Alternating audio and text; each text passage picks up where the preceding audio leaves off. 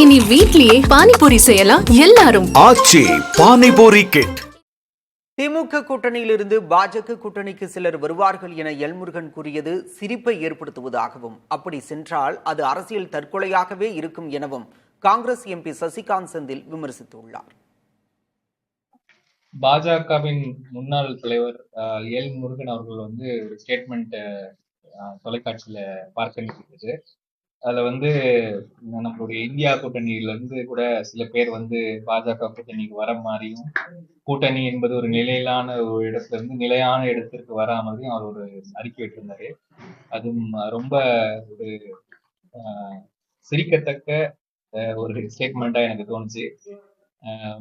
அதாவது இருக்கிறதுலே இன்னைக்கு ஒரு ஃபோர்ஸ்டு லூஸ் கூட்டணி, லூஸ்னா ரொம்ப லூஸா இருக்கிற ஒரு கூட்டணி அப்படி சொல்ல போனா அது பாஜகவும் அதிமுகவும் இருக்கிற கூட்டணி தான். இதுல யாருக்கு யாரு கூட கூட்டணியில இருக்கிறது இஷ்டம்னே யாருக்குமே இது வரைக்கும் தெரியல. இவர்களை நம்பி இன்னொருத்தர் அங்க போறதா இருந்தால் இது ஒரு பொலிட்டிக்கல் சூசைடா தாங்க இருக்கும். அந்த மாதிரி ஒரு பொலிட்டிக்கல் சூசைட் பண்ணிக்கிறதுக்கு இந்தியா கூட்டணியில யாரும் இல்லை என்பதுதான் என்னுடைய கருத்து. இருந்தாலும் அவர் ஒரு ஒரு ஒரு ரொம்ப நல்ல தலைவர்.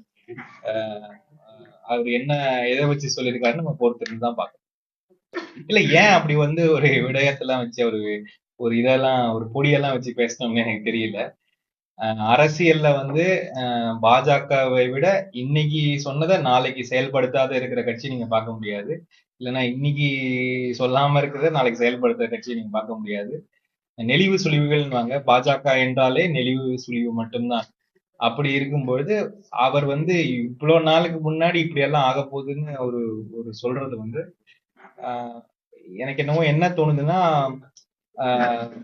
அவங்க சைடு ரொம்ப வீக்கா இருக்கும்போது இது மாதிரிலாம் சொல்ல தோணும். உள்ள ஒரு ஸ்டஃபே இல்லாத போது வேற ஏதாவது இந்த மாதிரி சொல்ல தோணும். அந்த மாதிரி ஒரு முயற்சியை தான் நான் பார்க்கிறேன். இனி வீட்லயே பானிபூரி செய்யலாம் எல்லாரும். ஆச்சி பானிபூரி கிட்.